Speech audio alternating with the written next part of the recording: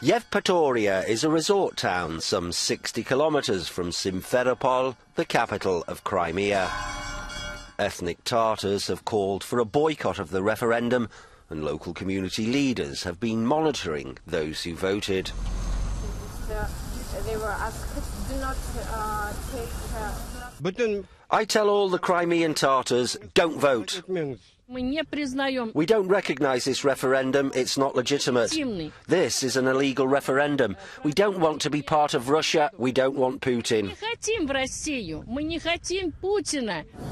In the pro-Russian district, the attitude toward the vote is the complete opposite.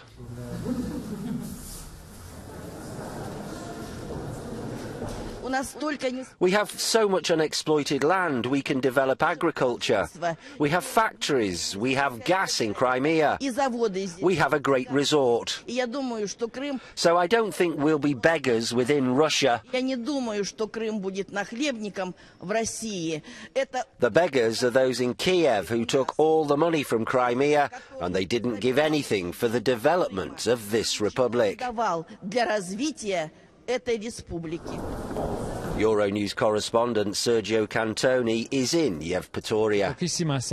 The outcome of this referendum is in no doubt. There are expectations for a massive vote to separate from Ukraine, and the pro-Russian population is happy and is just waiting for the result to be officially announced. Di avere il risultato ufficializzato. Sergio Cantone, Euronews, Yevpatoria.